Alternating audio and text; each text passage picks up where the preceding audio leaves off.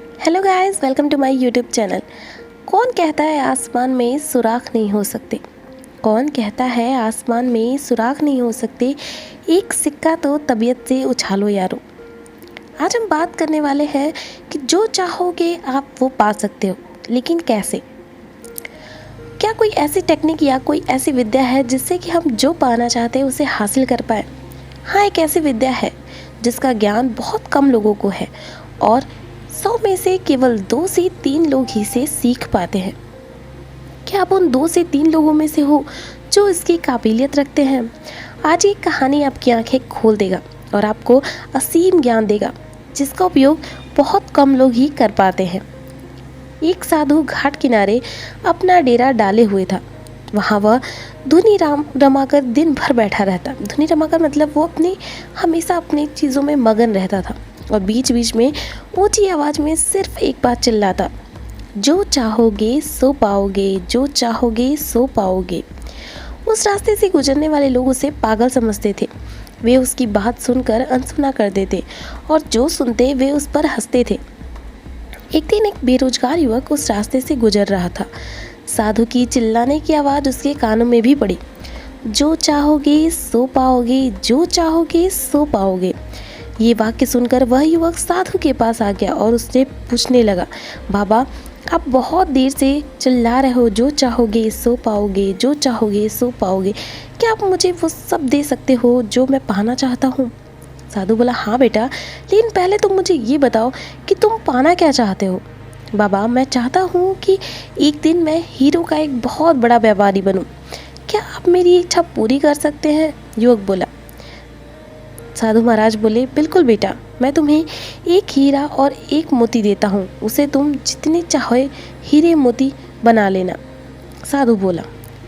साधु की बात सुनकर युवक की आंखों में आशा की ज्योति चमक उठी। फिर साधु ने उसे अपनी दोनों हथेलियां आगे बढ़ाने को कहा। युवक ने अपनी हथेलियां साधु के सामने कर दी। साधु ने पहले उसकी एक हथेली पर अपना हाथ रखा और बोला, बेटा, इस दुनिया का सबसे अनमोल हीरा है, इसे समय कहते हैं। इसे जोर से अपनी मुट्ठी में पकड़ लो।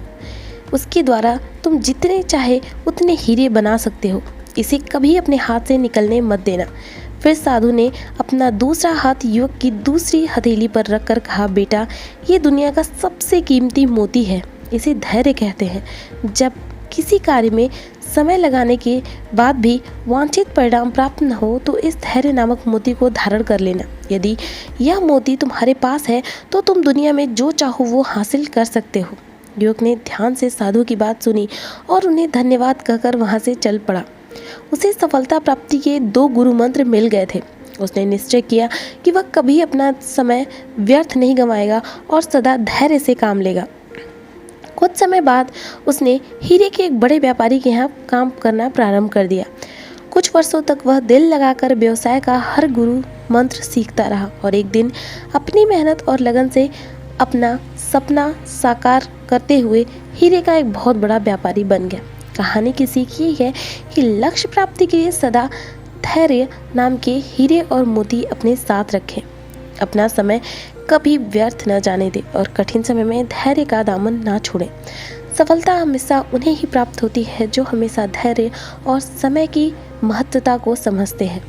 अगर समय के महत्व को आपने नहीं समझा और उसे यूं ही जाने दिया तो वो लाइफ में आपको कभी आगे नहीं बढ़ने देगा। और अगर आपके पास धैर्य नहीं है तो आप किसी भी काम को नहीं कर सकते हो। ऐसे ही एक बार एक कॉलेज में कंपटीशन चल रहा था। वहाँ उनके बीच मिट्टी के घड़े बनाने की प्रतियोगिता थी। 2 ग्रुपों में बच्चों को बांट दिया गया। दोनों बच्चों से कहा गया कि आपको मिट्टी के घड़े बनाने हैं। पहले वाले जो ग्रुप ए वाले बच्चे थे उनसे कहा गया कि आपको मिट्टी का सिर्फ एक घड़ा बनाना है और वह घड़ा काफ़ी मजबूत और सुंदर दिखने वाला होना चाहिए। जबकि उन्होंने दूसरे ग्रुप से कहा कि आपको 15 घड़े बनाने हैं और आप इस बात की बिल्कुल चिंता न करें कि घड़े कैसे बने हैं, आपको बस घड़े बनाने हैं।